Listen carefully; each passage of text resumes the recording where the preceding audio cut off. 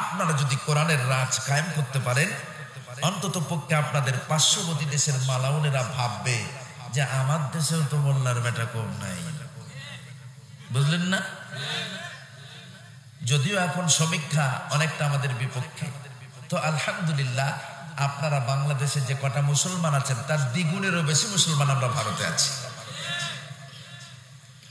আজ হোক কাল হোক মসজিদে বাবরিতে আবারও আজান ধ্বনি শোনাবো আমরা ইনশাআল্লাহ। আল্লাহ কবুল করুন, চলে বলেন আল্লাহুম্মা আমিন।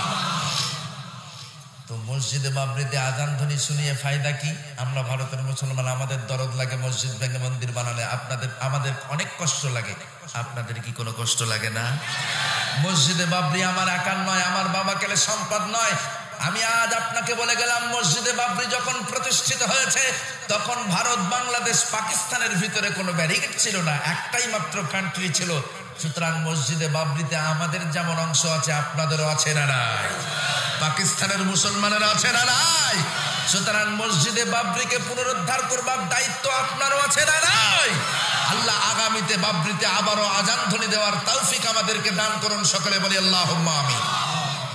আমার ভাইরা, যে আলোচনা আমরা ছিলাম, আমরা জীবনের সর্বাবস্থায় সর্বক্ষেত্রে যদি আল্লাহ স্মরণটা ভিতরে রাখতে পারি, যেভাবে আমরা নামাজের সময় আল্লাহকে স্মরণ করি, ঠিক সেইভাবেই আমরা একজন মানুষের হকে ফাঁকি দেওয়ার সময় যদি আল্লাহকে স্মরণ করতে পারি, আল্লাহ বলছেন তবেই তুমি জান্নাতি। বলুন সুবহানাল্লাহ।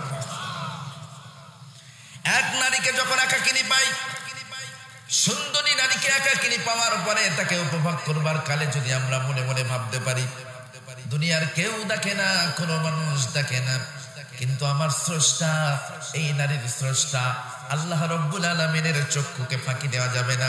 সুতরাং মালিকের সম্মুখে যেহেতু আমাকে দাঁড়ানো লাগবে, তাহলে অবশ্যই অবশ্যই হারাম কাজ থেকে আমাকে সংযত থাকা লাগবে। জোরে বলুন ঠিক কিনা? আর যখনই আপনি আল্লাহর স্মরণ থেকে বিচ্ছিন্ন হয়ে যাবে, তখনই অঘটন ঘটবে। ঠিক এই আয়াতে কারিমার সঙ্গে সামঞ্জস্য রেখে ছোট্ট একটা হাদিসে নববী আমি আপনাদের সম্মুখে পাঠ করেছি। عن ابن عباس رضي الله تعالى عنه قال قال رسول الله صلى الله عليه وسلم الشيطان جاسم على قلب بني آدم فإذا ذكر الله خلص وإذا غفل وسوس رواه البخاري। বিশ্বনবী বলেন, প্রত্যেকটা আদম সন্তানের কলবের চতুর্দিকে শয়তান ঘাপটি মেরে বসে থাকে, দেখে কখন বান্দা আল্লাহ স্মরণ থেকে বিচ্ছিন্ন হয়ে যায়। আদম সন্তান মানে আমরা প্রত্যেকেই। আর শাইতানু জাসিমুন আলা কলবি বনি আদম, প্রত্যেকটা আদম সন্তানের কলবের চতুর্দিকে শয়তান ঘাপটি মেরে বসে থাকে। যখনই বান্দা আল্লাহ স্মরণ থেকে বিচ্ছিন্ন হয়ে যায়, যখনই আল্লাহ স্মরণ থেকে দূরে সরে যায়, অমনি শয়তান তার ঈমানের উপরে হামলা করে, যে কোনো মূল্যে তাকে জাহান্নামী করে, বেঈমান করে দুনিয়া থেকে বিদায় করে দেয়। কথাটা কার? বিশ্বনবীর দৃষ্টান্ত। প্রমাণ চাইতে পারেন, হার্ড ডকুমেন্ট।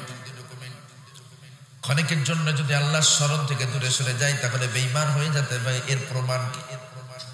তাফসীরে আনোয়ারুল কোরআনের ভিতরে পেয়েছি, আল্লাহর এক আবেদ বান্দা ধর্মভীরু যেমন, ঠিক তেমনই চিকিৎসা শাস্ত্রে তার অগাধ পাণ্ডিত্য ছিল। রোগে পিনে বিমারে যখন মানুষ জর্জরিত হতেন, সকলেই তার দ্বারস্থ হতেন। এক কথায় তামাম এলাকাবাসী তাকে আল্লাহর আবেদ নামে চিনতেন। মানুষ বিপদে, রোগে পীড়ে, বিমারে যখন জর্জরিত হয়ে তার কাছে যেতেন, এক কথায় মৌলবি কম ডক্টর, যার ঝাড়ফুঁকের প্রয়োজন হতো তাকে ঝাড়ফুঁক দিয়ে দাঁড়িয়ে দিতেন, রোগী সুস্থ হয়ে যেত। যার ট্যাবলেট ইনজেকশনের প্রয়োজন হতো তাকে ট্যাবলেট ইনজেকশন দিয়ে বাড়ি পাঠিয়ে দিতেন। একই ব্যক্তির কাছে দুই রকম পরিষেবা পাওয়ার কারণে রাতারাতি তার জনপ্রিয়তা একেবারে আকাশচুম্বী। এলাকার প্রতিটা মানুষ যখন এই রোগাক্রান্ত হতেন সকলেই তার দ্বারস্থ হতেন। ওই ব্যক্তির কাছে কোনো একদিন এক সুন্দরী মেয়েকে আনা হলো ট্রিটমেন্টের জন্য। মেয়ের পরিবারের লোকজন দরবেশের কাছে এসে বললেন, আল্লাহর আবেদ বান্দা, আমাদের এই যে মেয়েটা দেখছেন দেখতে অপরূপ সুন্দরী, কিন্তু দুর্ভাগ্য মেয়েটা পাগলি, ম্যাট, ডগমগি উঠেছে, অনেক সুন্দর চেহারা তার বড় হয়েছে, কিন্তু পাগলি হওয়ার কারণে বিয়ে দিতে পারি না। যারাই দেখতে আসে পাগলি বলে কেউ রাজি হয় না। শুনেছি আপনি বড় আল্লাহওয়ালা, আপনি একজন ভালো ট্রিটমেন্টার, এই জন্য আপনার কাছে এনেছি। মেহেরবানি করে মেয়েটাকে ভালো ট্রিটমেন্ট করে সুস্থ করুন। গভীর মনোযোগ। দরবেশ মেয়েটাকে দেখবার পরে বলল, দেখুন এ মেয়ের যা প্রবলেম, 1-2 ঘন্টা ট্রিটমেন্ট করে মেয়ের কোনো ফায়দা হবে না। কম্পালসারি বেশ কয়েকদিন তাকে ট্রিটমেন্ট করা লাগবে, তারপরে আল্লাহ চাইলে ভালো হতে পারে, তার পূর্বে নয়। মেয়ের পরিবারের লোকজন বললেন, সমস্যা নাই, প্রয়োজন হলে আপনার কাছে অ্যাডমিশন করে রেখে যাব, তবুও মেয়েটাকে সুস্থ করা লাগবে, কারণ মেয়ে বড় হয়ে গেছে, এই মেয়েটা অন্যের ঘরে বিয়ে দেওয়া লাগবে। পাগলি মেয়েকে তো বিয়ে দেওয়া যায় না, সুস্থ করুন মেয়েটাকে যে কোনো প্রকার। যথারীতি মেয়ের পরিবারের লোকজনেরা তাকে অ্যাডমিশন করে বাড়ি চলে গেল।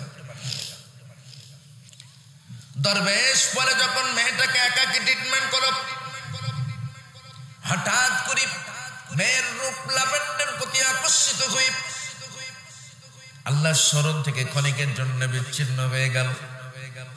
আল্লাহর ভয় থেকে ক্ষণিকের জন্য সে দূরে সরে গেল। অমনি মিস্টার ইবলিস তার ইমানের উপরে হামলা করলো। পাগল নাকি, এত সুন্দরী একটা মেয়েকে একাকী ঘরের ভিতরে পেয়েও তাকে উপভোগ করে না। শয়তানের যেটা কাজ, ওয়াসওয়াসা দিতে শুরু করলো। এক পর্যায়ে দরবেশ তার সঙ্গে জেনায় লিপ্ত হয়ে গেল। বলুন নাউজুবিল্লাহ। কয়েকবার জেনা করবার কারণে মেয়েটা অলরেডি গর্ভবতী। যখনই মেয়েটা গর্ভবতী হয়ে গেল, মিস্টার ইবলিস এরপর সশরীরে এসে দরবেশের কাছে বলতে লাগলো, আল্লাহর বান্দা কামটা করলেন কি? সেই কিন্তু ওয়াসওয়াসা দিয়ে তাকে ওই কাজে লাগিয়েছে।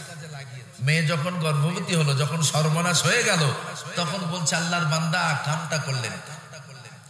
তামাম এলাকার মানুষ আপনাকে দরবেশ নামে চেনেন, আপনাকে বড় খোদা ফিরু নামে জানেন, অথচ আপনি একটা কুমারী মেয়েকে গর্ভবতী করে দিয়েছেন। এই সংবাদ যদি সমাজের মানুষ জেনে যায়, তাহলে পীরত্ব আর খাটবে? তো খাটবে? মানুষ আর আপনাকে দরবেশ মানবে? দরবেশ তখন থরথর করে কাঁপতে লাগলো, হায় কি সর্বনাশ করলাম, আমার এতদিনের শ্রম, এতদিনের প্রচেষ্টা সব বৃথা হয়ে গেল। আজ হোক কাল হোক মেয়ের পেটের সন্তানটা যখন বড় হবে, সমাজের মানুষ জেনে যাবে পাগলি গর্ভবতী। গর্ভের সন্তানের বাবাকে মানুষ তদন্তে নামবে, যখনই মানুষ তদন্তে নামবে ধরে ফেলবে আমি তার বাবা। সুতরাং কেউ তো আমাকে ছাড়বে না, ইলেকট্রিক পোস্টারের সঙ্গে দাড়ি ধরে পিটাবে। জোরে বলুন ঠিক কিনা? এক প্রকার দরবেশ চিন্তায় একেবারে ভেঙে পড়েছে। কি হবে উপায়? আর তো বাঁচার কোনো রাস্তা নাই, আশা ভরসা সব শেষ। মিস্টার ইবলিস এরপর বলছেন, নো প্রবলেম, কোনো টেনশন নাই বন্ধু, আমি থাকতে তোমার কোনো ভয় নাই। বলে ভয় নাই মানে? আমি যা করেছি এটা প্রকাশ হয়ে গেলে আমাকে কেউ আর বাঁচাবে? বলে আরে আমি আছি তো, টেনশন করা লাগবে না। শর্ত হলো আমি যে অর্ডার গুলো করবো সেইগুলো তুমি মানবে। দরবেশ এরপর ইবলিসকে লক্ষ্য করে বলছে, আমার ধর্মের ভাই, দোহাই তোমার, যে কোনো প্রকারে আমাকে এই বিপদ থেকে উদ্ধার করো, যা চাইবা তাই দেব, টাকা কড়ির কমি নাই, যত টাকা চাইবে আমি দিতে রাজি আছি, তবু আমাকে এই বিপদ থেকে রক্ষা করো। ইবলিস বলে, টাকা পয়সা লাগবে না বন্ধু, টেনশন করতে হবে না, আমি যে অর্ডার গুলো করবো সেইগুলা মানলেই হবে। বলে বলুন কি অর্ডার করবেন করুন। বলে ইমিডিয়েটলি মেয়েটাকে হত্যা করো, ইমিডিয়েটলি মেয়েটাকে হত্যা করো। কারণ মেয়েটা যেহেতু গর্ভবতী, যত দিন যাবে তার পেটের বাচ্চাটা বড় হবে, আর মেয়েটার পেটের বাচ্চাটা যত বড় হবে তার পেটটা ফুলে উঠবে। যখনই পেটটা ফুলে উঠবে সমাজের মানুষ জেনে যাবে মেয়েটা গর্ভবতী। একে হত্যা করবার পরে সাধারণ কোনো গোরস্থানে একে দাফন করো না। যদি সাধারণ গোরস্থানে দাফন করো তাহলে সমাজের মানুষের সন্দেহ হবে, এমন তরুণ তাজা একটা মেয়ে মরল কিভাবে। যখন তার ডেড বডিতে আঁচড় দেখবে তারা তোমাকে সন্দেহ করে পিটাবে। সুতরাং একে হত্যা করবার পরে তোমার চেম্বারের ভিতরে গর্ত খুঁড়ে পুঁতে দাও। যখন তার পরিবারের লোকজন জিজ্ঞাসা করবে আমাদের মেয়ে কই, তাদেরকে বলো সে তো কবে মারা গেছে, আপনাদের সঙ্গে যোগাযোগ করার চেষ্টা করলাম, পারলাম না, ব্যর্থ হয়েছি, কাজেই তাকে আমি নিজেই দায়িত্ব নিয়ে দাফন করে দিয়েছি। দরবেশ ভাবলো মনে মনে যে অন্তত পক্ষে যে যুক্তিটা সে দিয়েছে এই যুক্তির পিছনে তো লজিক আছে। যতদিন যাবে তার পেটের বাচ্চা বড় হবে, আজ হোক কাল হোক আমি ধরা পড়বো। সুতরাং আগেই যদি তাকে হত্যা করে আমি গোপন করে দিই তাহলে তো খবর শেষ। সে একাকী মেয়েটাকে হত্যা করলো, তার চেম্বারের ভিতরে গর্ত করে পুঁতে দিল। কয়েকদিন পর মেয়ের পরিবারের লোকজন যখন এসে জানতে চাইলেন আল্লাহর বান্দা আমাদের যে মেয়েটার ট্রিটমেন্টের জন্য আপনার কাছে দিয়ে গিয়েছিলাম, আমাদের মেয়েটার খবর কি? বলে সে তো কবে মারা গেছে। মারা যাওয়ার পরে আপনাদের সঙ্গে যোগাযোগ করার চেষ্টা করলাম, পারলাম না, ব্যর্থ হয়েছি। সুতরাং একটা মোমেন মেয়ের লাশ, একটা মোমেনা মেয়ের লাশ আমার চোখের সামনে পচে গলে যাবে এটা তো আমি মানতে পারি না। কাজেই নিজেই দায়িত্ব নিয়ে তার দাফনের ব্যবস্থা করে দিয়েছি। পরিবারের লোকজন আলহামদুলিল্লাহ পরে বাড়ি গিয়ে বলছে পাগলি বিদায় হয়েছে, বালা সরে গেছে, যে যার মতো বাড়িতে চলে গেল, যাক পাগলি বিদায়। ওদিকে মিস্টার ইবলিস ওই মেয়ের পরিবারের লোকজনের কাছে গিয়ে আবার বলতে লাগলেন, ও মেয়ের পরিবারের লোকেরা, তোমরা যে মেয়েটাকে ট্রিটমেন্টের জন্য দরবেশের কাছে দিয়ে এসেছিলে সে মেয়েটার খবর কি? বলে সে তো কবে মারা গেছে। ইবলিস বলে মারা যায় নাই, মারা যায় নাই। বলে তার মানে তোমাদের মেয়ে মারা যায় নাই, বরং তাকে হত্যা করা হয়েছে। হত্যার পূর্বে তার সঙ্গে জিনা করা হয়েছে, জিনার কারণে সে গর্ভবতী হয়েছে। সমাজের বুকে বেউজ্জতির ভয়ে ওই দরবেশ নিজেই তাকে হত্যা করেছে। বলুন নাউজুবিল্লাহ।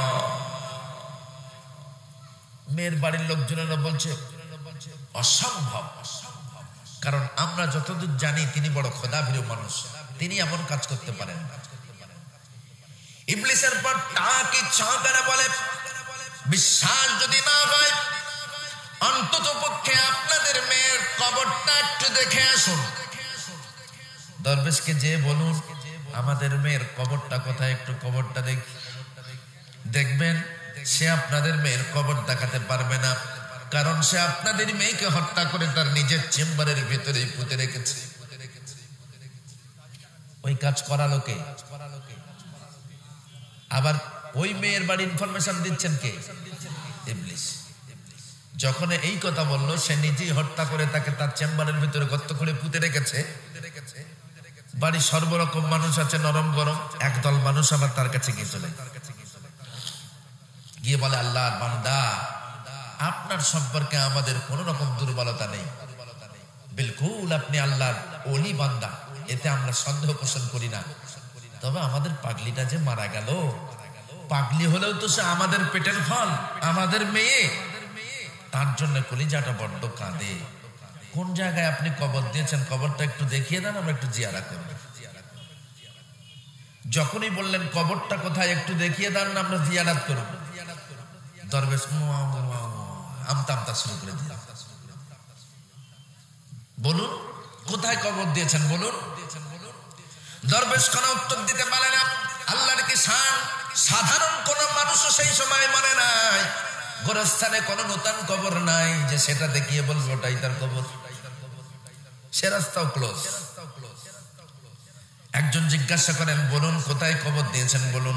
আর একজন পায়ের বুড়া আঙুল দিয়ে তার চেম্বারের ভিতরে নিচের ফ্লোরটাকে খোঁচড়াতে লাগে। পা যত নিচে চালিয়ে দেয় আস্তে আস্তে পা গভীরে ঢুকে যায়। সন্দেহ বেড়ে গেল, দীর্ঘদিনের পুরানো বিল্ডিং, চেম্বারের বয়স হয়েছে 20-30 বছর, অথচ ফ্লোরের মাটিটা এত লুজ কেন? যত লুজ লাগে পা দিয়ে মাটি খোঁচড়ায়, পা গভীরে চলে যায়। ও মুসলমান ভাইয়েরা, একটু গভীরে পা চালিয়ে দিতেই দপ করেই লাশ পচা গন্ধ যখন নাকে চলে আসলো, হাতের সাহায্যে মাটি সরানো হলো, দেখলো তার চেম্বারের ভিতরেই তাদের ডেড বডিটা পোতা আছে। চিৎকার দিয়ে কানতে কানতে মেয়ের পরিবারের লোকজনেরা পরে বাইরে আসলো। দেখো ওই এলাকার মানুষেরা, দেখো আমরা যাকে আল্লাহর ওলি নামে চিনি তার কৃতকর্ম দেখো। যখন সমাজের মানুষকে জানানো হলো, মুহূর্ত মধ্যে হাজারো মানুষ তার চেম্বারটাকে ঘেরাও করলো। দরবেশ আর উপায় না পেয়ে ভিতর দিক থেকে দরজা বন্ধ করে দিয়ে বসে সে এবার পড়তে লাগলো, লা ইলাহা ইল্লা আনতা সুবহানাকা ইন্নী কুনতু মিনাজ জালিমিন।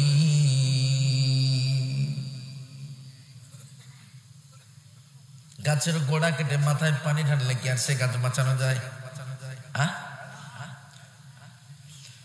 পাপ যখন 16 আনা পূর্ণ হয়, দাড়ি চেঁচে পালানোর চেষ্টা করলেও পালানো যায় না।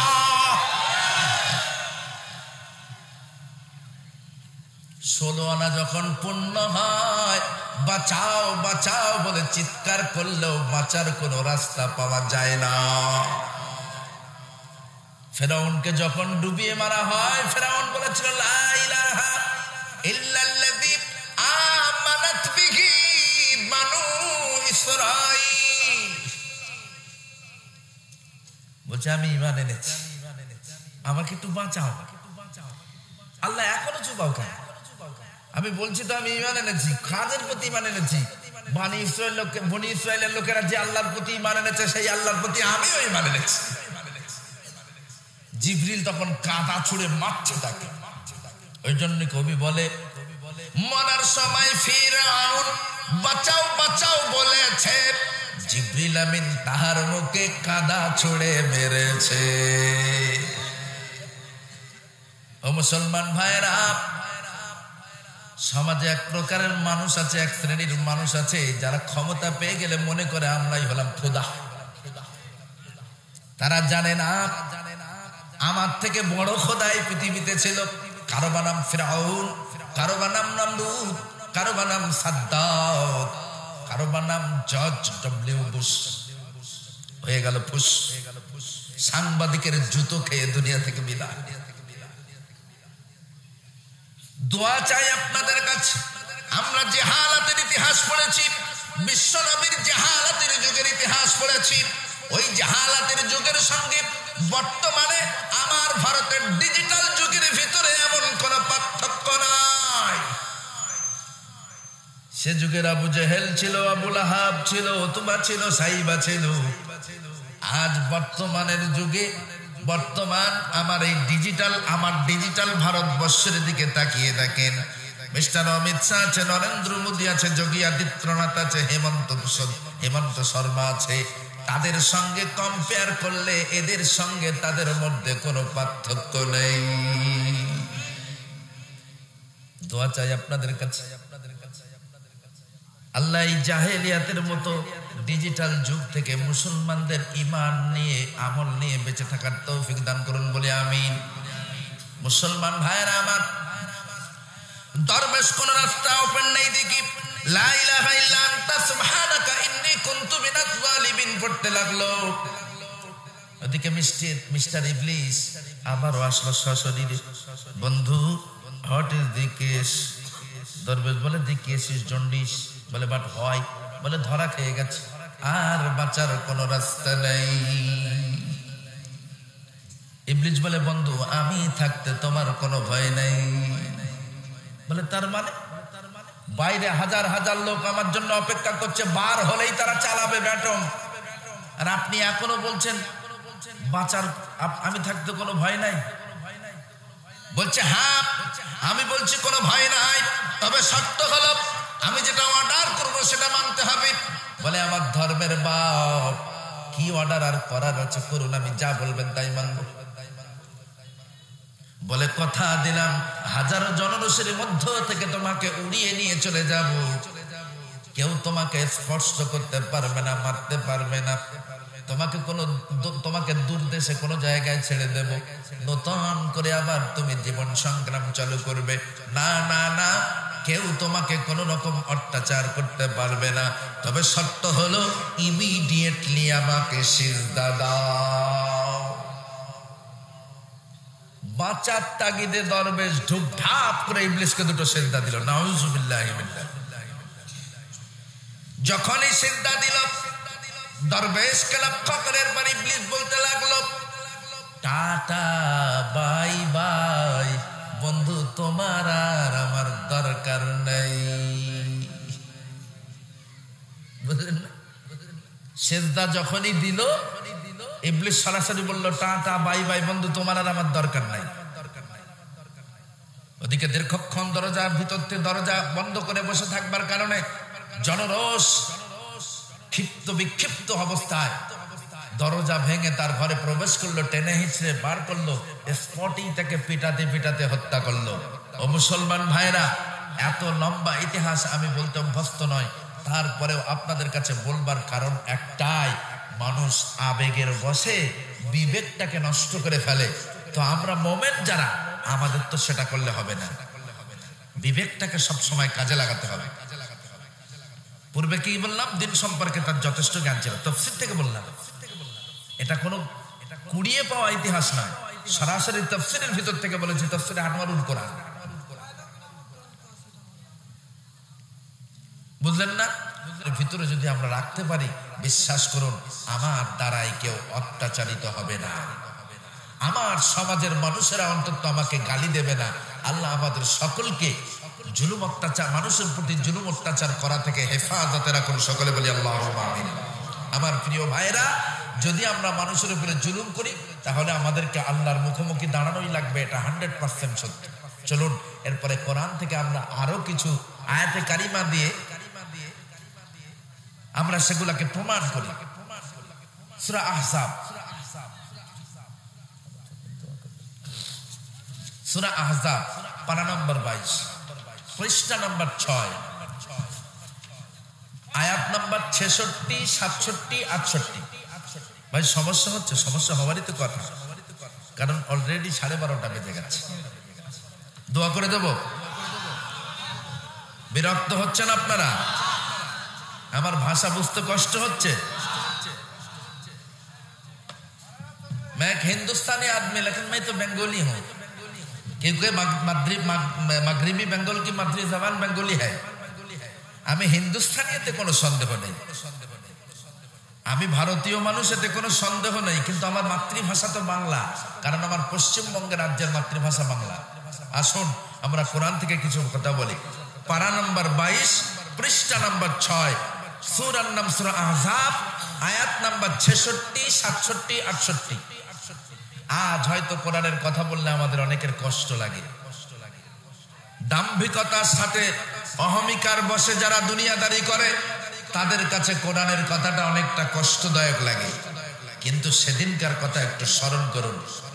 ইয়াউমা তুকাল্লাবু উজুহুহুম ফিন্নার ইয়াকুলুনা ইয়া লাইতানা আতানা আল্লাহ ওয়া আতানা আর-রাসূলা আকালু রাব্বানা ইন্না আতানা সাদাতানা আকবারানা ফাআদাল্লুনা সাবিলা। কিয়ামতের দিন, মুসিবতের সময়, যখন তাদের মুখমণ্ডলটা বিকৃত হয়ে যাবে, জাহান্নামের তাপে যখন বেঁকে চুরে যাবে, কোরআনকে হাতে পাওয়ার পরে কোরআনকে বাইন্ডিং করে যারা ঘরে তুলে রাখলো, কোরআনের আইন মানলো না, কোরআনের কথা মানতে যাদের কলিজায় আঘাত লাগে, কষ্ট লাগে, কোরআনের কথা যারা শোনার পরে বলে কোরআন ইজ দি ওল্ড কিতাব, সুতরাং সেটা আর মানা যাবে না, বরং এখন ডিজিটাল আধুনিক বিজ্ঞানীদের কথা অনুযায়ী চলবো, এমন করে কোরআনকে যারা বাইন্ডিং করে তুলে রেখেছে, আর কোরআনকে যারা শুধুমাত্র তেলাওয়াতের কিতাব মনে করেছে, তাদের সম্পর্কে আল্লাহ বলছেন ইয়াউমা তুকাল্লাবু উজুহুহুম ফিন্নার, যেদিন জাহান্নামের তাপে তাদের মুখমণ্ডল বেঁকে যাবে। প্যারালাইজড হলে মানুষের ফেপ যেমন পাল্টে যায়, সেদিন তাদের ফেপ পাল্টে যাবে। অতঃপর তারা চিৎকার করে বলবে হায় ইয়া লাইতানা আতানা আল্লাহ ওয়া আতানা রাসূলা, আমরা যদি কোরআনের কথা মানতাম, আল্লাহর কথা শুনতাম, আমরা যদি রাসূলকে অনুসরণ করতাম, তাহলে তো আমাদের এই দুর্ভোগ আসতো না।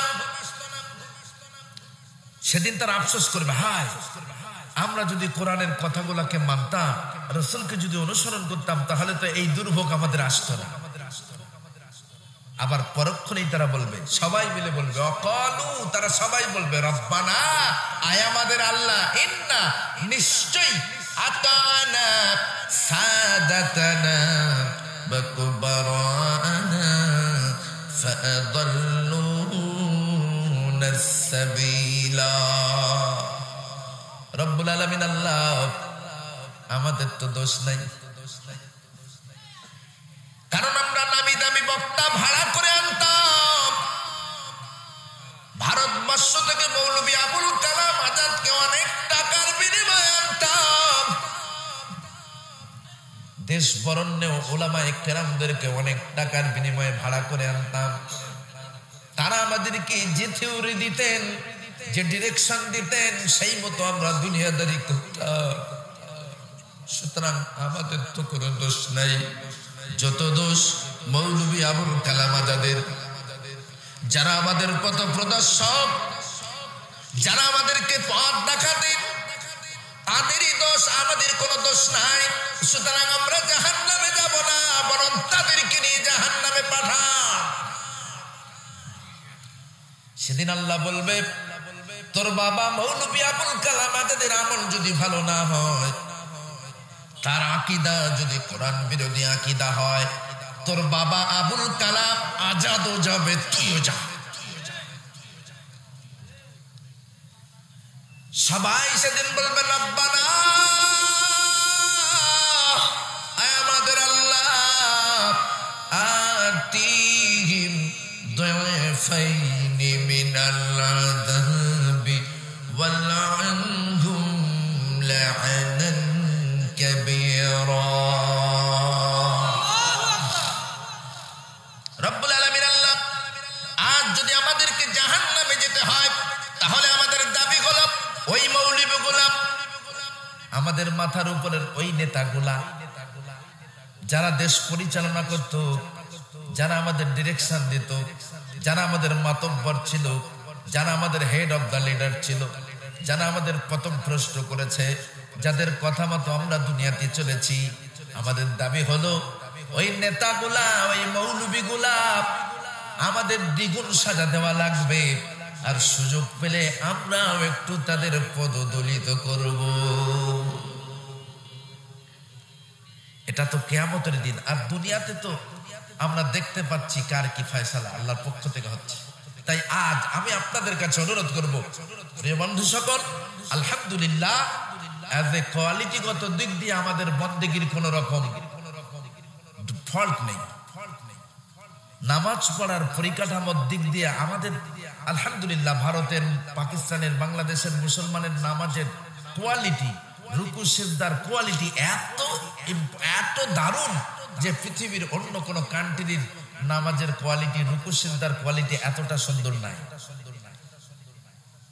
আমি হজের সময় যখন মক্কাতুল মুকাররমায় হজের উদ্দেশ্যে রওনা দিলাম, আমাদের তো মসজিদগুলো লেখা আছে আপনার মোবাইলে সুইচ অফ করুন অথবা প্লিজ মোবাইল সাইলেন্ট করুন, লেখা আছে না? অধিকাংশ মসজিদ আছে। আর মক্কা মদিনায় সুইচ অফ তো দূরের কথা, মোবাইল আছে পকেটে, নামাজের ভিতরে আছে মুসল্লিরা, নামাজ রানিং, নামাজ চলছে, নামাজের ভিতরে কেউ ফোন করলো, রিং বাজছে, সে নামাজের ভিতরে মোবাইলটা বার করে আনা শালা, কি বললেন? নামাজে আছে, নামাজের ভিতরেই সে মোবাইল রিসিভ করছে, করে বলছে আনা শালা, আবার মোবাইলটা পকেটের ভিতরে দিব্য নামাজ। তার মানে আমি নামাজের ভিতরে আছি, আর বিরক্ত করবে না, নামাজ পড়ছি। মসজিদে নববীতে জোহরে ঢুকতাম, এশা পড়ে বারোতাম, কারণ চাহিদা ছিল একটু বেশি বেশি আসহাবে সুফফার ভিতরে থাকবো, সে জায়গায় বসে বসে একটু তেলাওয়াত করব। তো আসহাবে সুফফায় রাসূলের কদমের কাছে বসে বসে কোরআনে কারীম তেলাওয়াত করতাম, রাসূলকে বারংবার সালাম দিতাম, চোখের পানি ছেড়ে কাঁদতাম। লক্ষ্য করে দেখেছি এমন শত শত মদিনার মুসল্লি আছে যারা মসজিদে আসার সময় পার্টিকুলার ঘুমানোর উপযুক্ত ব্যবস্থা নিয়ে আসে। নামাজ শেষ হয়ে গেল, বিন্দাস নাক ডাকিয়ে ঠিক এইভাবে নাক ডাকিয়ে ডাকিয়ে ঘুমোচ্ছে। আজান হয়ে গেল, দিব্যু সে ঘুমের থেকে উঠে নামাজে দাঁড়িয়ে। এমন একটা দুটা নয়, শত সহস্র। তবে তার ভিতরে কিছু নেককার, কিছু ভালো মানুষ আছে যে কথাগুলো হৃদয় থেকে মোছে না। কিছু কোটিপতি মানুষ আছেন যারা মদিনায় যাওয়া সমস্ত হাজিদের সম্মুখে ইফতারি দেন সারাটা বছর, শুধু রমজান মাসে নয়। জানে মদিনায় আসলে মানুষ রোজা রাখেন, সবার সামনে ইফতার দেন। যারা রোজা করেন তাদেরকেও দেন, যারা রোজা না করেন তাদেরকেও দেন। তবে বেরোজাদার যারা, অন্তত পক্ষে ইফতারির টাইম পর্যন্ত অপেক্ষা করা দরকার, কিন্তু ওরাও অপেক্ষা করে। রোজাদারেরা ইফতারি নিয়ে বসে আছে, তার পাশে বেরোজাদার বিন্দাস চালিয়ে যাচ্ছে, আজানের প্রয়োজন নেই। তো দুটো ছোট্ট ছোট্ট একেবারে সুন্দর ফুটফুটে চেহারা দুটো বাচ্চা, বয়স আনুমানিক 8-9 বছর হবে। ঠিক আমাদের কাশ্মীরি আপেল যেমন, এত সুন্দর তাদের চেহারা, এত সুন্দর তাদের দেখতে। ওই প্রত্যেকটা হাজির সম্মুখে এভাবে ইফতারি বন্টন করছে। আমার তো বিরাট একটা আশা জেগেছে ওই বাচ্চাগুলোর সঙ্গে একটু কথা বলবো, কিন্তু আমি তো বাঙালি, তারা তো আরবি। আমি যদি তাদের ডেকে জিজ্ঞাসা করি এই খোকা তোর বাপের নাম কি, সে বুঝবে কিছু? বুঝবে না। কাজেই তাদের সঙ্গে কথা বলবার জন্য আমি 2-4টা আরবি শব্দ ঠোঁটের উপরে আনলাম। ইফতারি বন্টনের পরে বাচ্চাগুলোকে ইশারায় ডাকলাম। এমন করে ইশারা দেওয়া মাত্রই তারা আমার সম্মুখে নতজন হয়ে এসে বসলো। আমি 2 বাচ্চাকে 2 বাজুর ভিতরে নিলাম, আমার কলিজাটা ঠান্ডা হয়ে গেল। আমি আস্তে করে জিজ্ঞাসা করলাম, মা ইসমুকা, বাবা তোমার নাম কি? তো একটা ছেলে বলল, ইসমে মুহাম্মদ ইবনে জুবাইর। সুবহানাল্লাহ।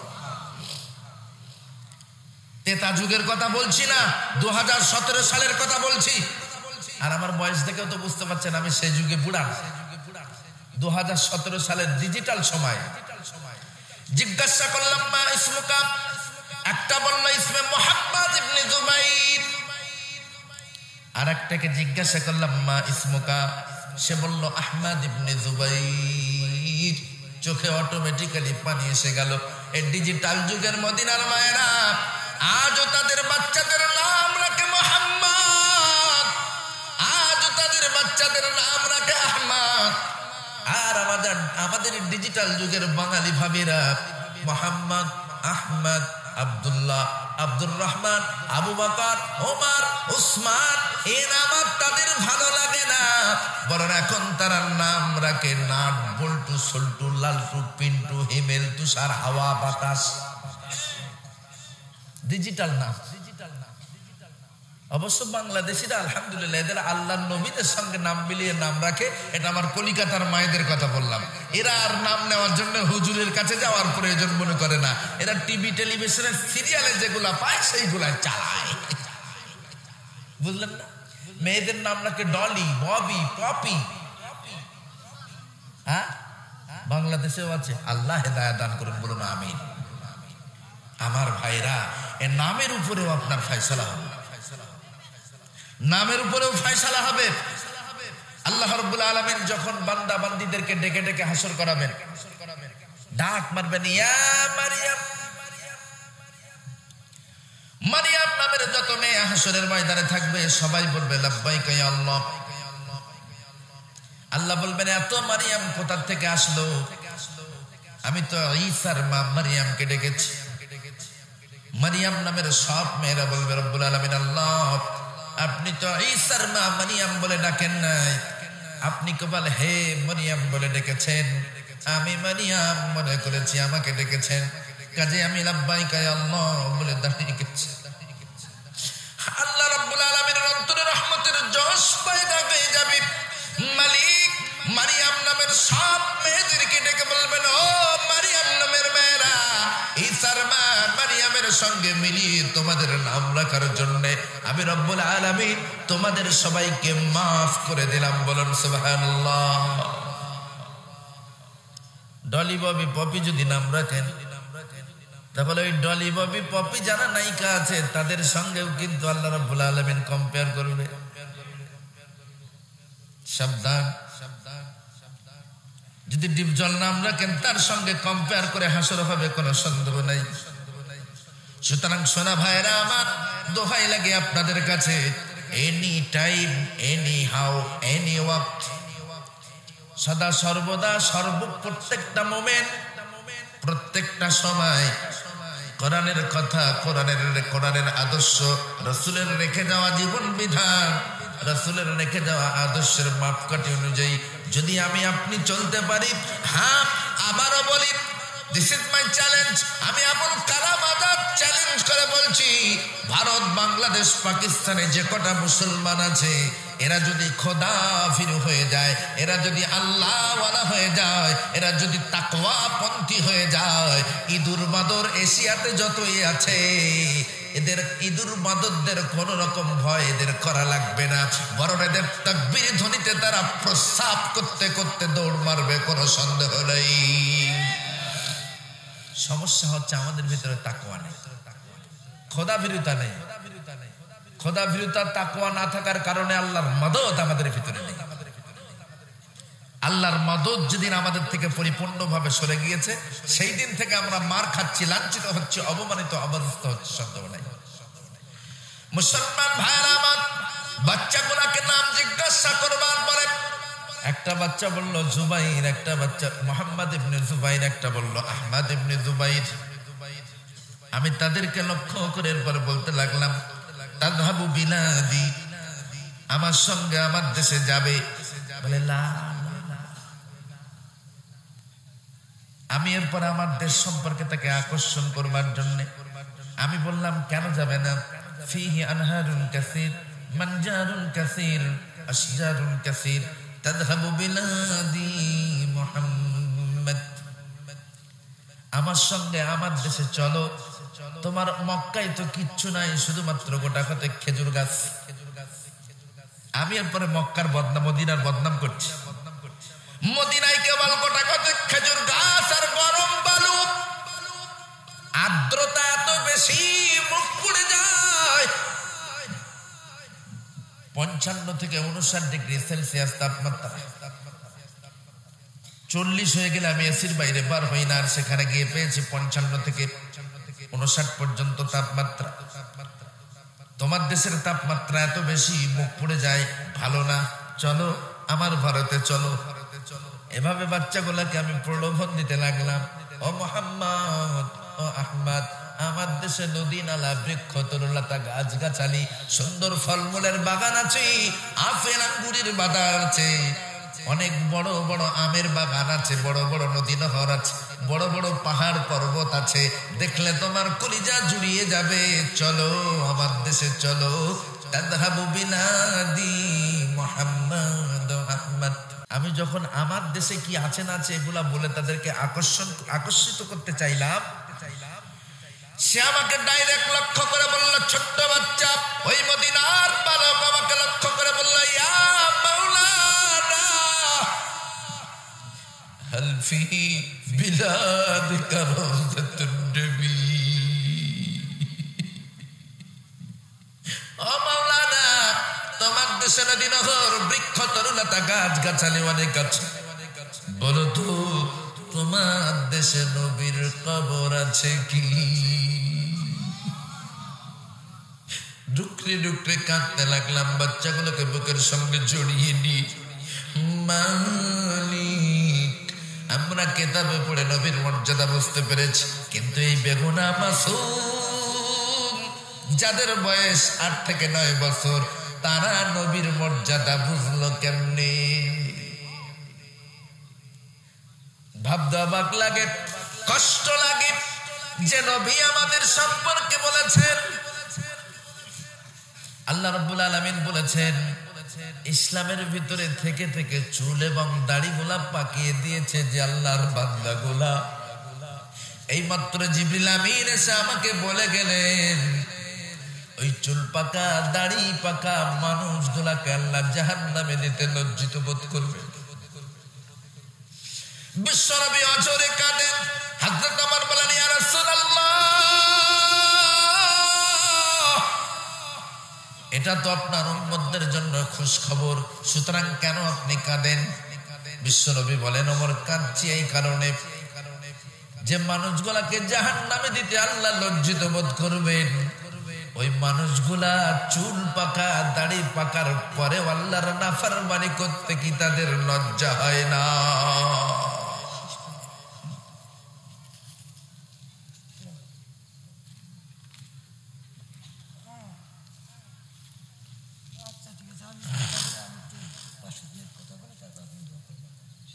আমার ভাইরা,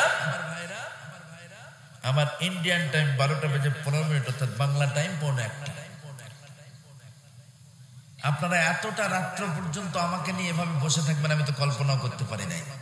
শুকরিয়া, মোবারকবাদ ভারতের পক্ষ থেকে আপনাদেরকে এত সময় আমার সঙ্গে সময় কাটানোর জন্য।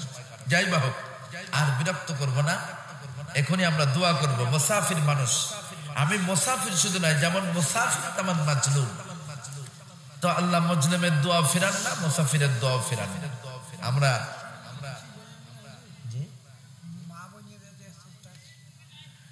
এই তো পরিবেশ, বলেন আপনারা যদি রাত্রে 1:30টার সময় মঞ্চে তোলেন কি বলবো বলেন? আপনাদের চাহিদা মতো কথা আমি বলতে পারতাম যদি 10টায় মঞ্চে তোলেন। আলহামদুলিল্লাহ, আমার মায়েরা অনেকেই আছেন, আমার মায়েরা অনেকেই আছেন আমার কাছে আবেদন এসছে, মায়েদের সম্পর্কে কিছুই বললেন না, মায়েদের সম্পর্কে কিছুই বললেন না। আমার মায়েরা, আপনাদের জন্য আগামীতে স্বর্ণ যুগ ফিরে আসছে, আপনাদের জন্য স্বর্ণ যুগ ফিরে আসছে বাংলার মাটিতে। আলহামদুলিল্লাহ, এই স্বর্ণ যুগের অপেক্ষায় আর বেশি দিন আপনাদের বসে থাকতে হবে না। তবে আপনাদের কাছে আমি একটু রিকোয়েস্ট করে যাব, মা, আপনাদের কাছে আল্লাহর পক্ষ থেকে আপনাদের স্বামীর জন্য নেয়ামত আছে, আপনার স্বামীর নেয়ামত গুলো আমানত স্বরূপ আপনার কাছে আছে। আপনি আপনার স্বামীর আমানতের খেয়ানত করবেন না। ইশারায় কাফি। আমার মায়েরা বুঝতে পেরেছে। এখন অনেকেই হাতে অ্যান্ড্রয়েড সেট পাওয়ার কারণে আল্লাহর ভয়, আল্লাহর স্মরণ থেকে বিচ্ছিন্ন হয়ে যায়। তো আল্লাহর ভয়, আল্লাহর স্মরণ থেকে বিচ্ছিন্ন হওয়ার কারণে পরিণতি কি হয়েছে আমি আপনাদেরকে বুঝিয়েছি। তো মায়েদের কাছে অনুরোধ করব, নাভির নিচে 4 ইঞ্চি, নাভির উপরের 8 ইঞ্চি, সর্বমোট এই 12 ইঞ্চি জায়গাটা পরপুরুষের নজর থেকে হেফাজতে রাখুন। কারণ এই 12 ইঞ্চি জায়গাটা আপনার সন্তানের জন্য বড় দামি জায়গা। এই 12 ইঞ্চি জায়গার ভিতরে আছে আপনার সন্তানের জন্য এয়ার কন্ডিশন ঘর। এই 12 ইঞ্চি জায়গার ভিতরে আপনার সন্তানের জন্য আছে আল্লাহর পক্ষ থেকে দেওয়া সুস্বাদু খাবার, যেটা আপনার সন্তান খেয়ে হৃষ্টপুষ্ট হবে। যদি আপনার সন্তানের খাবারে পোকা, পাপ, মাছি ইত্যাদি বসে, জানবেন আপনার সন্তানের ট্রাবল হবে। যদি আপনার সন্তানের ঘরটা ছিদ্র হয়ে যায়, এসি ঘরটা, এয়ার কন্ডিশন ঘর, যদি হাওয়া বাতাস ঢোকে, তাহলে জানবেন আপনার সন্তানের শরীরে বিভিন্ন ভাইরাস জমবে। আর যদি আপনার সন্তানের শরীরে ভাইরাস ঢুকে যায় একেবারে মাতৃগর্ভে থাকা অবস্থায়, ও মা, ও সোনামণি মা, তোমাদের পায়ে দোকানা ধরে বলে যাই মা, তুমি তোমার সন্তানকে আলেম বানাও আর হাফেজ বানাও, ওই সন্তান থেকে কোনো ফায়দা দুনিয়াতে পাবে না। সেই জন্য মা আল্লাহকে ভয় করে। যদি নাভির নিচে 4 ইঞ্চি, নাভির উপরে 8 ইঞ্চি, সর্বমোট 12 ইঞ্চি জায়গাটা যদি আপনি হেফাজত করতে পারেন পরপুরুষের নজর থেকে, হালাল খাদ্য যদি ভক্ষণ করতে পারেন মা, সময় মতো 5 ওয়াক্ত নামাজ করে যদি আপনি পড়তে পারেন, ও মা, পর্দা করে যদি দুনিয়াতে চলতে পারেন, আল্লাহর কসম, আল্লাহর কসম, আপনার গর্ভে আবারও শাহজালালের মতো আল্লাহর ওলি আসবে। আল্লাহ আমাদেরকে কবুল করুন বলি সকলে আল্লাহুম্মা আমিন।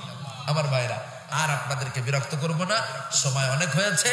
এখন সম্ভবত সমাপনী বক্তব্য দেওয়া হবে, তারপরে দোয়া হবে।